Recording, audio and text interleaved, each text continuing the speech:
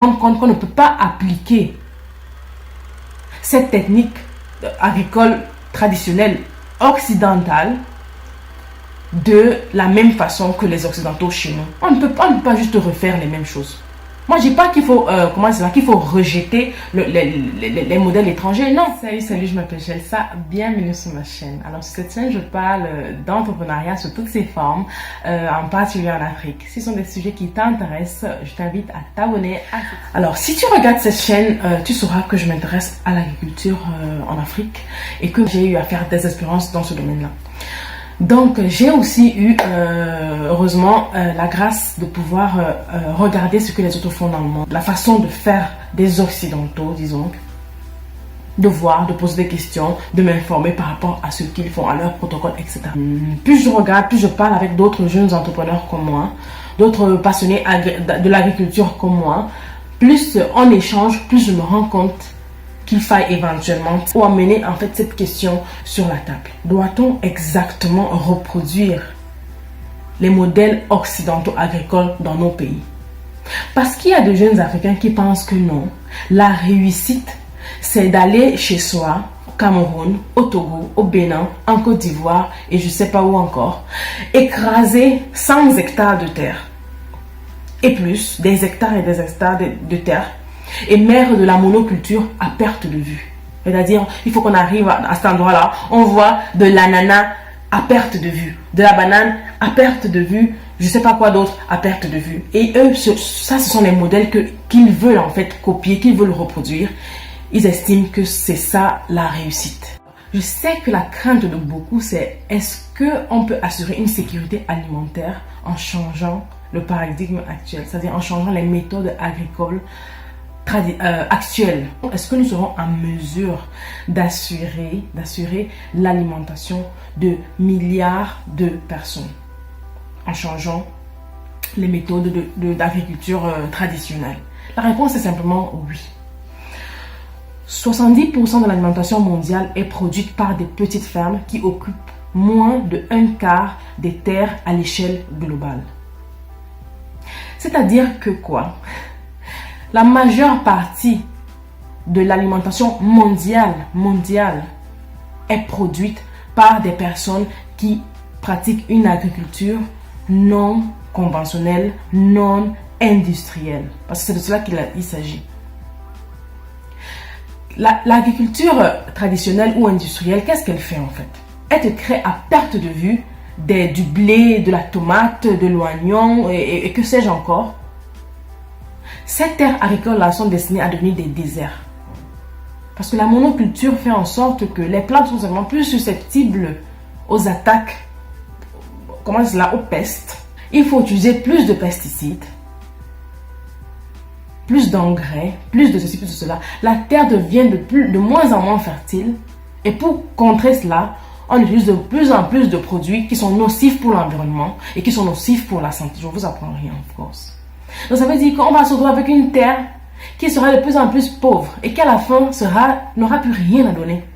Elle va devenir un désert en fait.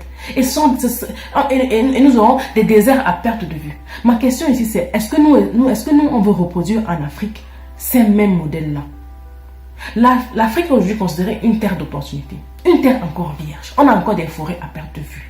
C'est maintenant, c'est en ce moment, c'est ces dernières années-ci qu'il y a vraiment une espèce de réveil même dans la jeunesse africaine, en termes d'entrepreneuriat, dans presque tous les domaines. Ok, ça c'est une très bonne chose. Bon, maintenant que nous aussi, on voit qu'on peut se lever, levons-nous de la bonne façon. On a la grande chance, la grande opportunité d'avoir l'exemple des autres pour nous faire tirer des leçons. On n'a pas dû investir 1 centime dans leur modèle, dans leur agriculture, pour pouvoir consulter, si vous voulez, leurs résultats. On peut voir aujourd'hui qu'ils ont appliqué cette agriculture industrielle-là et on peut voir qu'aujourd'hui, ils arrivent eux-mêmes à la fin, à bout en fait, à la fin de leur force. La vérité est que les terres agricoles deviennent de plus en plus des déserts si elles sont cultivées de cette façon-là. ils sont bien obligés de se rendre compte que le modèle actuel ne fonctionne pas.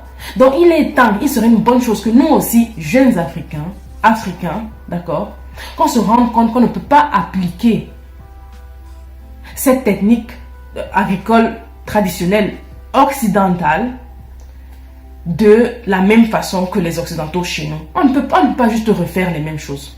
Moi, je dis pas qu'il faut, qu'il faut rejeter les modèles étrangers, non.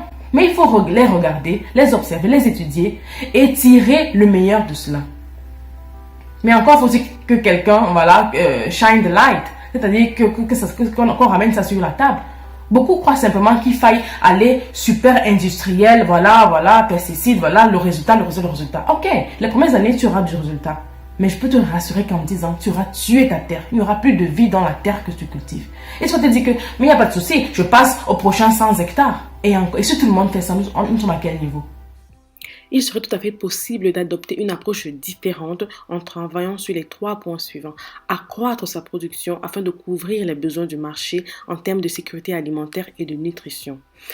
Assurer la durabilité de l'environnement pour protéger la planète et maintenir sa propre capacité productive. Et en 3e position, améliorer sa productivité tout en diversifiant les spéculations.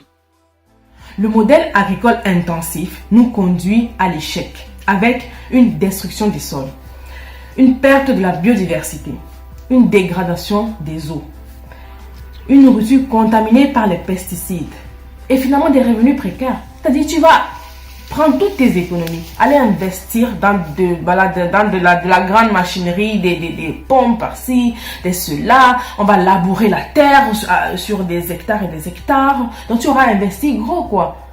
Mais au final, c'est surtout une question de temps. Hein. Après 10 ans, tu vas te rendre compte que tout l'argent que tu as investi là, tu n'arrives même pas à retrouver ça. Si tu pratiques l'agriculture de cette façon-là.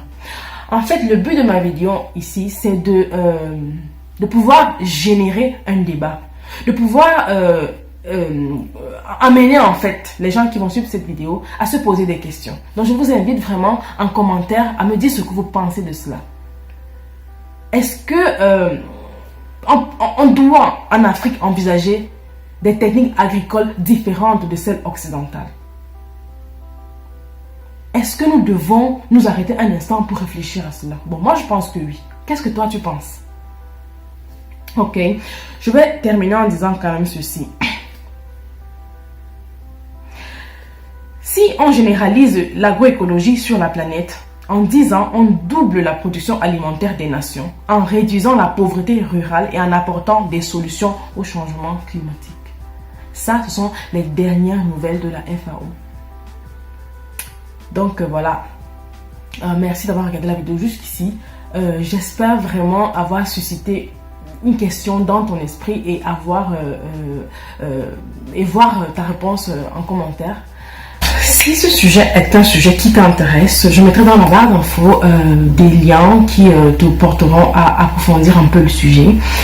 Et éventuellement, je ferai d'autres vidéos à propos de comment implémenter certaines solutions chez nous de façon à prévenir en fait les problèmes que les autres ont déjà eu. Je t'invite à liker cette vidéo si tu as aimé, à la partager si tu penses qu'elle peut être utile à d'autres personnes et à t'abonner à ma chaîne si les sujets dont je traite t'intéressent. Voilà, on se voit dans la prochaine vidéo. Bye!